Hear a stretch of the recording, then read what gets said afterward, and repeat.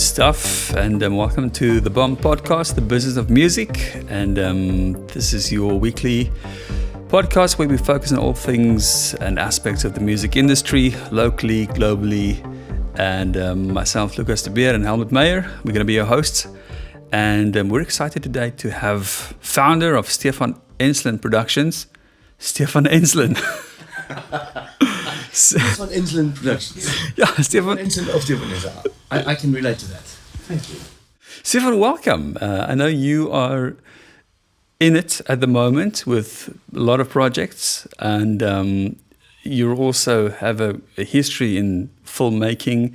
But as you know, this podcast specifically focused on the business of music, and maybe today we can touch a bit on the role of music in movies as well, and how important it is for you as a director. I know you also are a fantastic lyricist, and you're also a musician at heart. And so we'll be talking a little bit about that as well. But maybe just to kick us off, how did you get involved in this whole thing of the movie making business? It's a little bit of a long story, so I'll try and keep it short, but I always had a dream of making movies.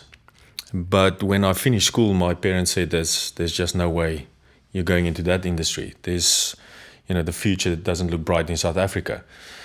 And maybe back in the 90s, that was the case. So I had to come up with a new dream. I eventually started to study theology, then architecture, graphic design, town and regional planning. And 2 years into town and regional planning, I said to my dad, I don't want to do this.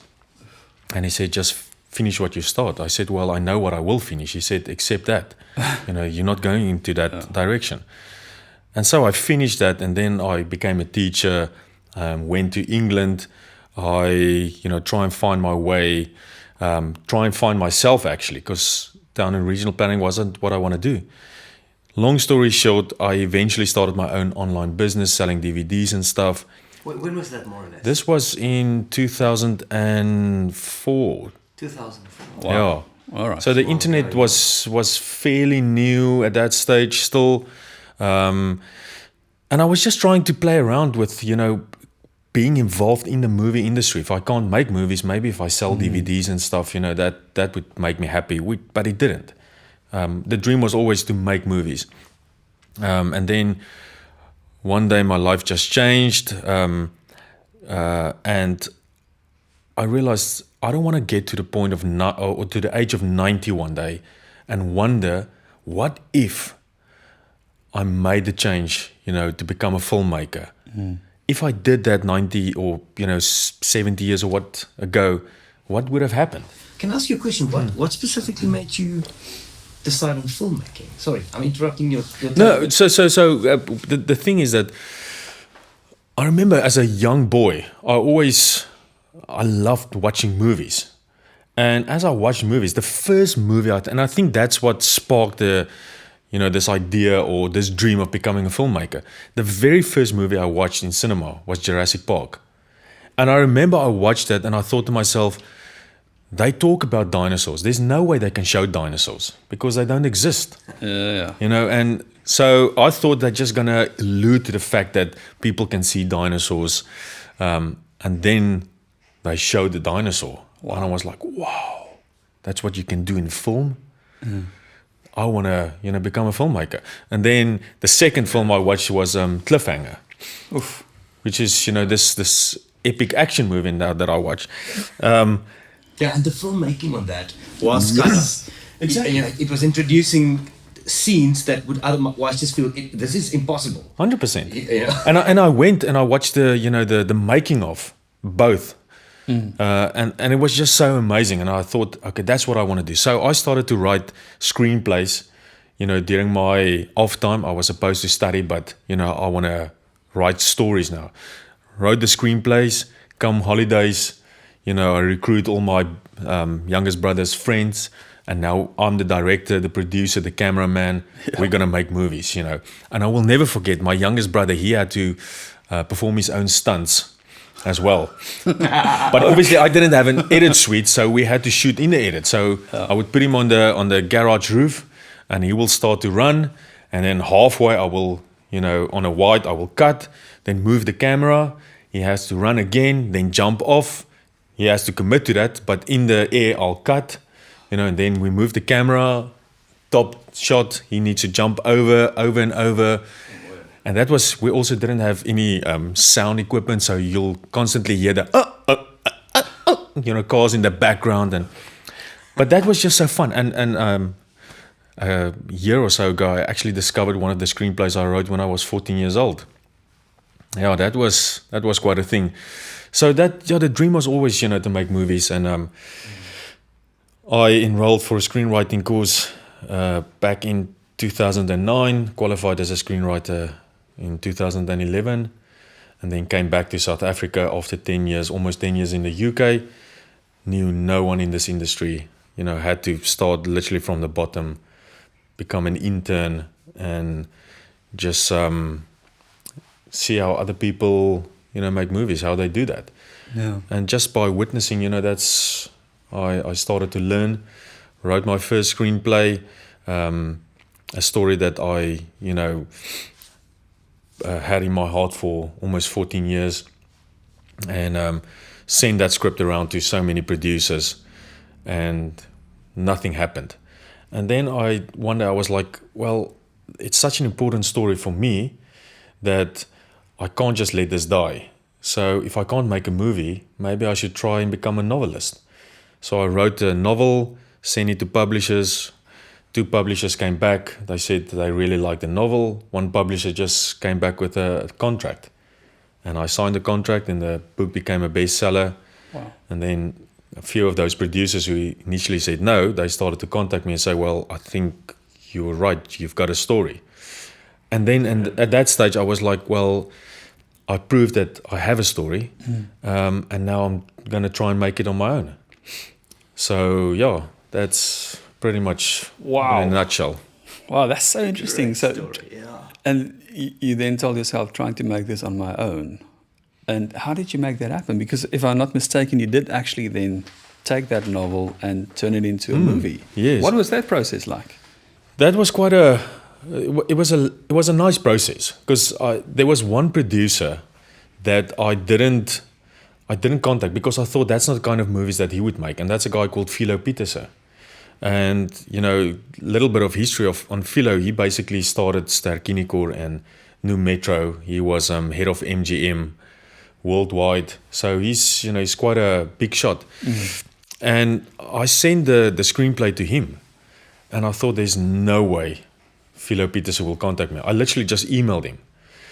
And back then I had so many no's, I expected not even a reply from Philo Pieterse. And literally 2 hours later he phoned me and he said, I read your screenplay. I was like, wow, that's actually quite quick. He said, it's quite a beautiful story. Incredible. Yeah, he said, so do you have the money to make this movie? And I said, no, I don't have the money. And he said, okay, well, let's see if we can make a package deal, with an investor, because that's not your typical movie that will make a lot of money. It's a very artistic kind of film that you want to make. And if we package it with another movie that's more mainstream, we might be able to get the funding in place. And it was quite a big honor, to learn from one of the best in the industry. Yeah. Stefan, can I ask you a question quickly? We really want to get round to speaking, especially about the funding of movies and everything. Lucas and I are both at the privilege of working on a couple of projects with you, and I think very often there's a big misunderstanding in the music meets film industry what the difference is between the role of a producer and a director. Now I know you use these words kind of interchangeably, but I think a lot of the listeners might not actually know the difference between a producer and a director, because in the music industry you also get those, but that's complete different. It's got a complete different delineation. So why don't you just embroider on that? Well, I think the easiest way to maybe explain that is because I come from the the building industry, the development industry. is a producer is a lot like a developer. You go around, you look for an open piece of land. You have this idea of maybe putting up a few houses, maybe a shopping mall, whatever the case might be.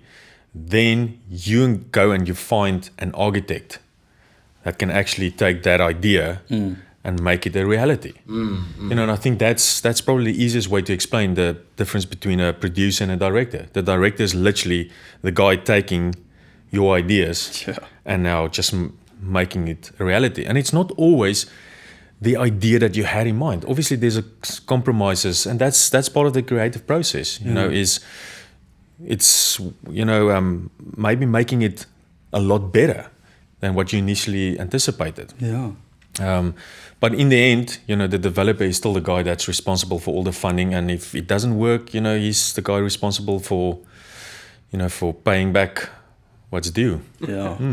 So how do you start off a project? Let's say you want to take it from the concept of being the developer to seeing the final the finished product. Well, I think, you know, I can only speak for myself in that instance, you know, or that regard, is that I'm also a screenwriter. So I like to have my own ideas, you know, and then start to develop that. But I also, it's not like I have this idea and then go and sit down and just write the whole screenplay. It's an idea that I toil with, you know, and I literally go around and like, what if I go take the story in this direction, maybe this direction. And then, you know, I think what a lot of people don't realize is, you know, it takes time. It's not something that happens overnight. Like I said, you know, the first screenplay I wrote took about 14 years. And I'm not saying, you know, every single screenplay should take that long. But if you look at some of the movies in Hollywood, those are scripts that have been going around from one screenwriter to another. You know, they've been shelved, taken out of, you know, from the shelf, you know, give it a once over, give it to another screenwriter. Now it doesn't work, put it back. Couple of years later, you know, try and make it work. And the same that happened with ER. You know, I think ER, Michael Crichton wrote that like 15 years prior to it actually being made. And it was supposed to become a film. And then Steven Spielberg was like, this could actually be a brilliant series. And they turned that into a series. And I mean, the rest is history on it. So, and some of, I have a lot of projects on my computer that I thought will eventually develop into something, and then halfway through I realized it's maybe not worth it. And then you can that, and you get another idea. But I want to say, you know, if there's, because and I think that's also, I'm an entrepreneur, you know, in that sense, is it needs to make financial sense to me as well. I can't just take on a project because I really love the project, knowing full heart that it's gonna, you know, result in massive losses and stuff. I mean, that's just reckless. So, and I think that's something that a lot of filmmakers, the younger filmmakers, don't realize. You know, it obviously you need the passion, but at the same time you need to, you know, be aware of the fact that it's a risk you're taking, and you need to survive. I mean, you need to make money.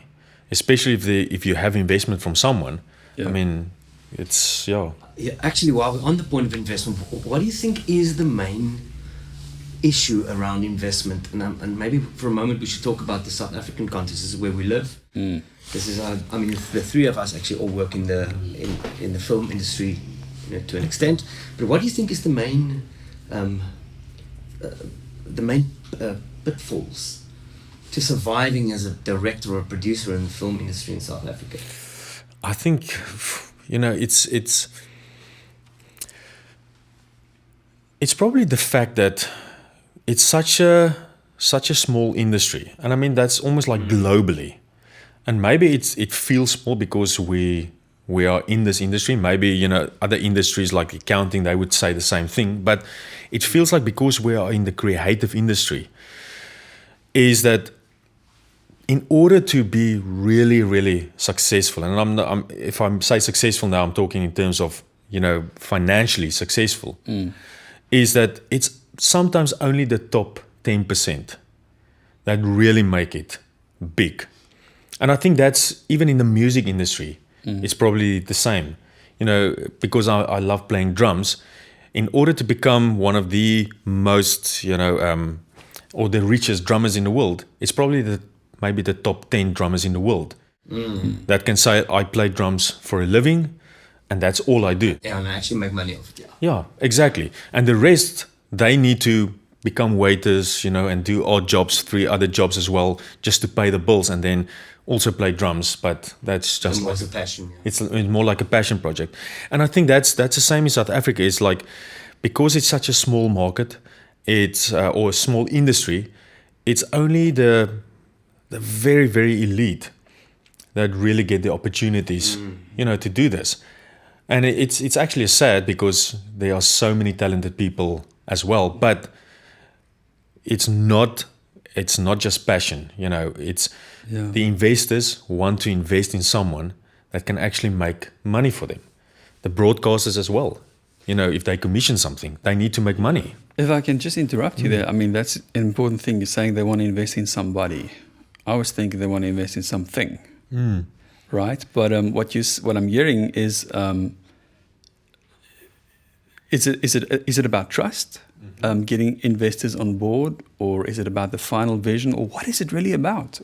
I think for investors, they definitely want to invest in someone, because they can take their money, they can put it in the bank, and earn a guaranteed 4%, on return per annum, or 10%. So in our industry, because now it's a business, an investor is looking at least 15% plus, return on investment.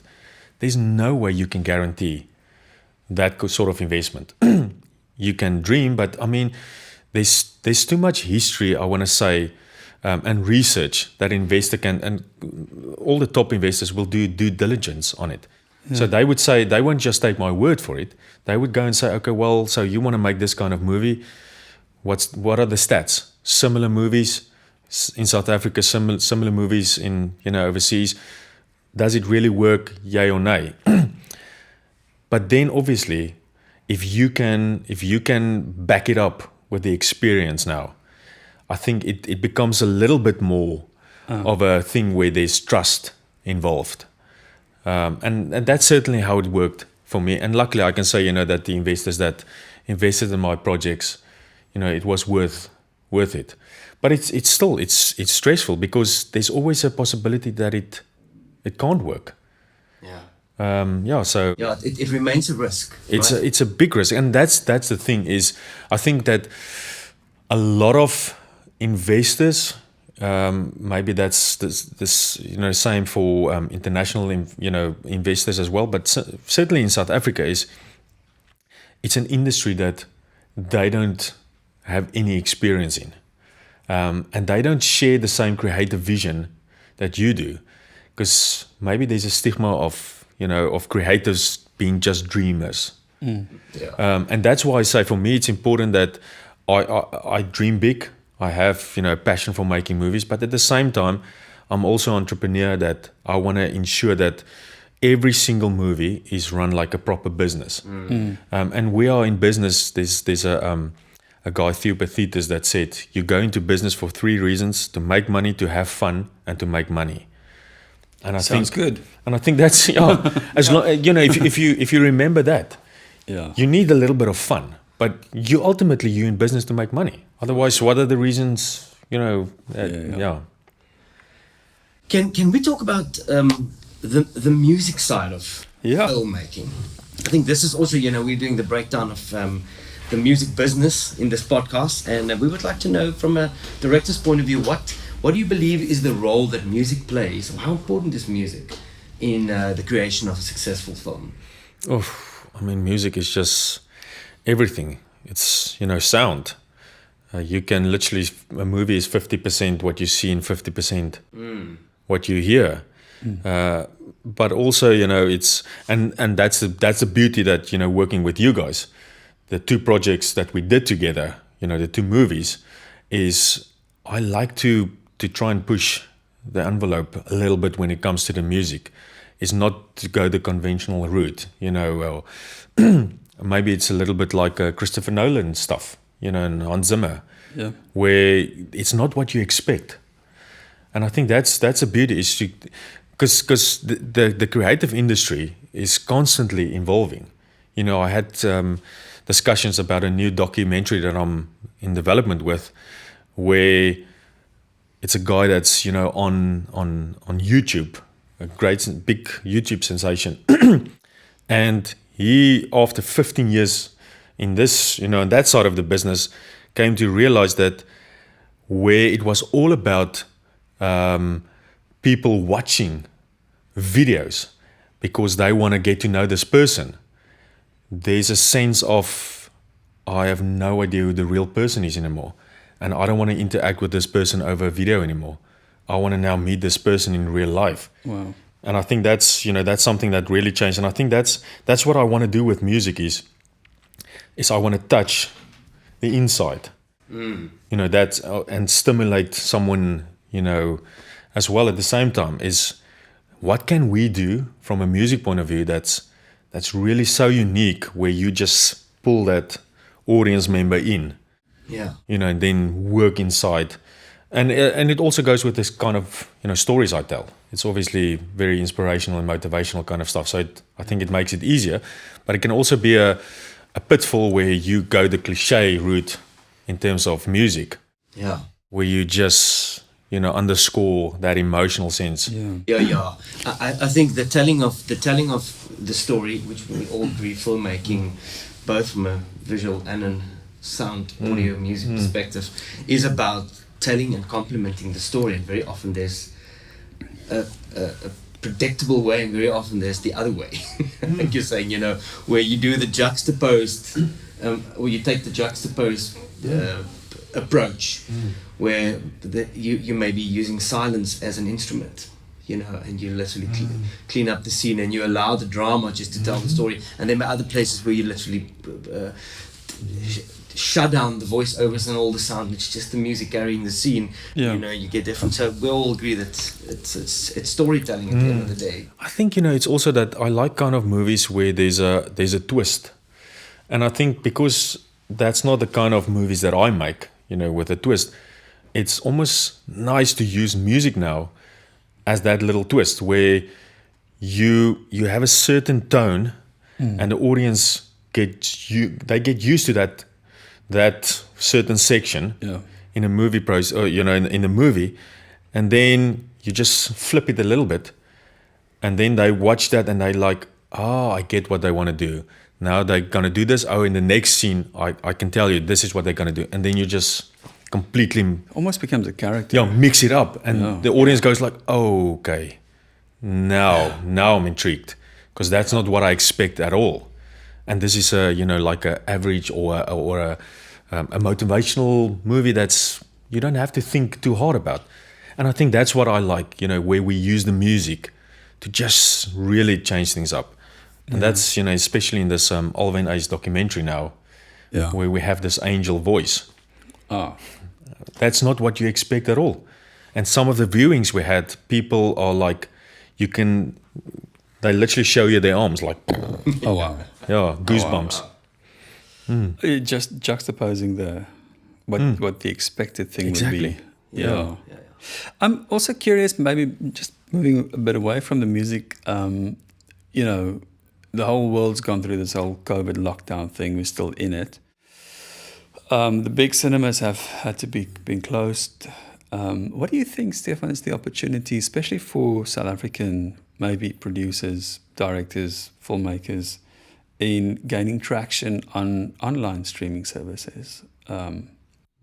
There are so many now out there, But should we think in terms of limiting ourselves to the traditional cinema? I don't think so, Lucas. I don't think that's. I think globally, it shows that the cinemas are on a decline. Yeah. And it's only the big blockbuster movies that will eventually go onto the big screens. But I think Netflix has also shown that that the big screens are also, not that important anymore, because now they are releasing all these blockbuster movies on Netflix, and it's definitely online is the future. Yeah, it's changed. It is and has been changing over the last couple of I years. think it was eventually going to happen. Yeah. That's it. Yeah. It was going to happen. It's like what happened to the music industry. Yeah, exactly. It was going to happen. I think COVID just came and it just sped it up. Yeah. And now, you have like Netflix, Amazon, Hulu, Crackle, Disney Plus, 20th Century Fox. They also, all these major studios are starting their own platforms. But you have like YouTube, you have Vimeo. There are so many other opportunities that you can go. If you look at what's The Chosen, that's crowdfunding. Wow. And they released it on their own app. Yeah. And it was just a worldwide phenomenon. So I think that's also where we have to go. Like, if you're really serious about making it, you will come up with new inventions, new ways of getting your content out there. Imagine if there wasn't like a Facebook. Imagine if Mark Zuckerberg looked at MySpace way back and he was like, well, I can't start a Facebook because MySpace is massive. There's no way we can take it over. Yeah. Then you wouldn't have... MySpace is gone. And MySpace is gone. So the same with TikTok. Those guys could have said, well, you have Instagram and you have Twitter and you have Facebook and you have YouTube. And look at TikTok. It keeps on. And I think that's the beauty is what happens is that people, because of the online world, they want to consume and they get bored. So they want something new every other week. Yeah. Give them something new. It's something that they already know, but just a little bit repackaged. Yeah. And now they jump for that. So, Stefan, personally, as composers of film, we're aware of the fact that musicians has to kind of make a shift away from the traditional music industry, in a way, towards the film industry, or if you want to do that. How, as a director, would you go about selecting a musician or a composer for a project? Well, one of the films in 2015, I was specifically looking for someone to write the theme song for the movie, and I literally went onto YouTube back in that day, and I just started to listen to Afrikaans music, and I eventually came across a guy. Well, not even the guy at that stage. He was part of an a cappella group. And then obviously, because he was part of the a cappella group, YouTube now started to kick out, some of the singles he recorded. And I was like, yeah, I really like his voice. And I like the fact that every single song was his own composition. And I really like the lyrics that he wrote. And I eventually phoned up the record label. And I said, well, I got a CD. That was when you still were able to buy CDs. Wow. When was that? Yeah. Now I'm giving away my age. Yeah, 1995. Yeah. Bought the CD, and that's where I saw, his record label. And I phoned him up and I said, well, is he still at your record label? And they were like, yeah, he's still there. Classic. And they were like, what's it about? And I said, well, I'm making a movie and I would really like him to write the theme song. And I sent him the script. And I was like, you need to summarize these 120 pages into 4 minutes. So... And I think it maybe took him like 2 weeks. And he came back and it was just, mind-blowing. Wow. But I also think, if that's... So you need to be out there. There's no way that you can expect someone to discover you if you just keep on dreaming about things, but you're not taking any risks. You're not putting yourself out there. Yeah. And that's certainly how I like to work, as a filmmaker, as an artist, is I think I'm a bit crazy, but I just don't take I don't take no for an answer. I will keep on pursuing it until, I can make it happen. And I think you need that kind of determination, is that you're going to get 1,000 no's before you get one yes. I mean, it's the same with, was it Thomas Edison? Yeah. You know, that tried 313 times or something like that until he eventually nailed, you know, the bulb. The bulb. But imagine he stopped at 312. Yeah. Oh, can you imagine? And I think that's a lot of people.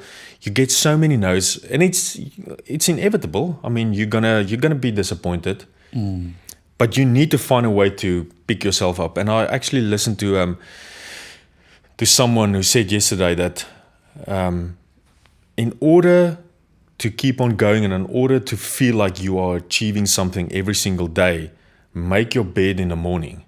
Because if you can do that small thing, you've proven to yourself you can do the big things as well. If you can't even do the small things, then how do you expect to do the big things in life? Yeah. And I mean, it's just, you need to be persistent, keep going, try and rediscover, because there are so many people doing the same thing out there. Yeah. And you're going to get lost in all the clutter. Yeah. Find a way to have your own voice. And that's also the thing, is don't try and copy someone. Just be you. No one can be, you know, as good as you. What? Anyway, you know what I want to say. Nobody can be as good as you. Yeah, as you do. Thank you. Thank you. So I wanted to ask you but maybe you've said that already, any kind of expert or nugget of wisdom that you wanted to maybe share to creative people in general, you know, before we end off this podcast. It's maybe it's cliche, but just don't ever give up. I mean, you can, and there's a lot of people that I always say that I get the question quite a lot where people say, well, okay, do I need to go to university? Do I need to go to AFTA or wherever to go and study? And I always say, learn the rules before you can, you know, bend the rules. Never break the rules. I mean, that's not the right thing to do. But know the rules in order to bend the rules, you know, and then just don't give up. I mean, keep going. Yeah, for sure. I mean, we can sit, you know, I can try and come up with all these motivational quotes and speeches and stuff, but just never give up. Yeah. Yeah, have the tenacity. Absolutely. Yeah, to pursue your passion. Wow. Stefan, thanks. Thank you guys. Thank you for your time. Yeah, No, it's been a pleasure. I think you know what I'm hearing is there's massive opportunity for people in the music industry to collaborate with the film industry and to get their music out there. The whole world is exploding onto the online market, the streaming market, and there's opportunity there, as you said. If you can see it, use it, and don't give up. So so the business of music sounds to me it's still alive and well. Absolutely. If you can find the right channel or avenue or vehicle to take it there. No, 100%. I think if you can, there are always opportunities. You just need to look, you know, for those opportunities. If you go into social media, you know, I just love to see how creative people can be. You know, making these random videos or, you know, artistic, you know, work or pottery or things like that. And then they get like 9 million views. Yeah, it's insane. You know, it's like I've seen art before. Yeah. But this is something totally different. Yeah. And I think that's just find out who you are and just play to your strengths. Because someone will like it. Yeah. It's just a fact. Because we don't all like the same thing. You know, we don't all listen to the same music. For sure. You know, we all have our own taste. Yeah. Okay, so what we'll do, Stefan, thanks, is if people want to connect with you, we'll put your contact details below this video.